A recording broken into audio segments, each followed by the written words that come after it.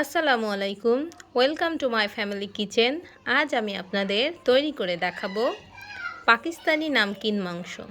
আমি এটা গরুর মাংস দিয়ে রান্না করেছি। তো চলুন দেখে নেওয়া যাক আমি কিভাবে তৈরি করেছি আমার স্পেশাল রেসিপি পাকিস্তানি নামকিন মাংস।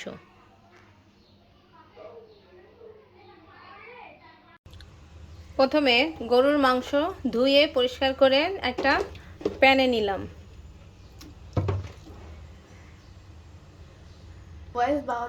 এবার দিলাম 1 চামচ পরিমাণ লবণ।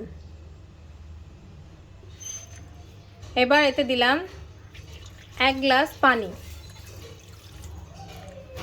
আমি 1 কেজি পরিমাণ মাংস নিয়েছি, আপনারাও 1 কেজি পরিমাণই মাংস নেওয়ার চেষ্টা করবেন। এবার কিছুক্ষণ সামান্য একটু পানিতে নেড়ে নিলাম।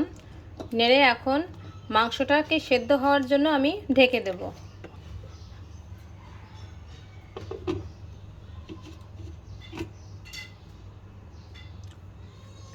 মাংসটা সেদ্ধ হওয়া পর্যন্ত আমি এটাকে অল্প আঁচে সেদ্ধ করব, যাতে মাংসটা পুরোপুরি সেদ্ধ হয়। মিনিমাম 1 ঘন্টা লাগবে আমার এটা সেদ্ধ হতে। 20 মিনিট সেদ্ধ করার পরে এর ভিতরে সামান্য একটু শুকনা ঝালের গুঁড়ো দিলাম। 1/2 চামচ শুকনা ঝালের গুঁড়ো দিয়েছি। দিয়ে এবার একটু নেড়ে নিলাম। আবার আমি এটাকে ঢাকা দিয়ে এখন আবার সেদ্ধ করব। এখন এটাকে আবার ঢেকে দিলাম। আবার 10 মিনিট পরে আমি মাংসের ভিতর সামান্য একটু ডালডা অ্যাড করব। যেহেতু আমার মাংসের চর্বির পরিমাণটা একটু কম, তাই আমি ডালডা দিয়েছি। আপনারা যদি চর্বিটা বেশি দেন তাহলে ডালডাটা না দিলেও চলবে, এটা অপশনাল। আপনি চাইলে ডালডা দিতেও পারেন, নাও দিতে পারেন।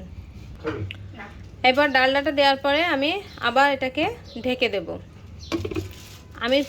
আমি বলেছি আমার এই পুরো মাংসটা সেদ্ধ হতে আমার 1 ঘন্টা সময় লাগবে। এখন আমার মাত্র 30 মিনিট হয়েছে।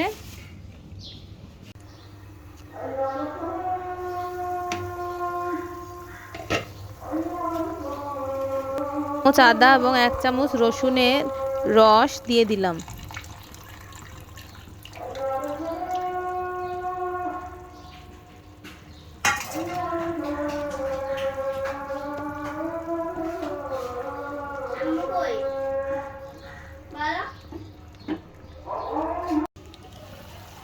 রান্নার মাঝখানে একটু আমি নেড়ে দিব, নাহলে সবগুলো মাংস সমানভাবে সেদ্ধ হবে না।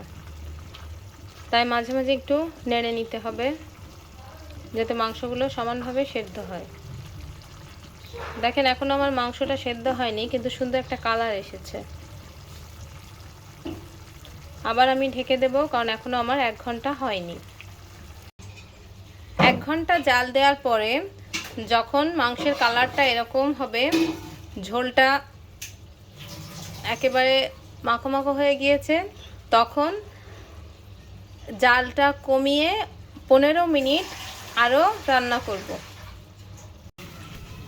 15 মিনিট লো আঁচে জাল দেওয়ার পরে মাংসটা যখন এরকম তেল উঠে যাবে, তখন আরও 20 মিনিট আমি জাল দিব।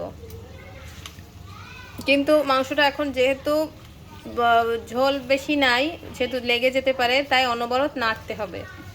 অনবরত না নাড়লে কিন্তু মাংসটা তলায় লেগে যাবে, পুড়ে যাবে। তাই মাংসটা অনবরত নাড়তে হবে। দেখেন একেবারে শুধু তেল আছে আর মাংসটা পুরো সেদ্ধ হয়ে গিয়েছে। এখন এটাকে আমি নামিয়ে নেব। এখন আর এটাকে জাল দিব না, এবার জাল দিলে ওভারকুক হয়ে যাবে। তাই এখন আমি মাংসটাকে নামিয়ে ফেলব। আমি শুধু তেলটা নিব না, শুধু মাংসটা নিব। তেলটা ঝরিয়ে শুধু মাংসটাকে আমি তুলে নেব। তৈরি হয়ে গেল আমার পাকিস্তানি নামকিন মাংস।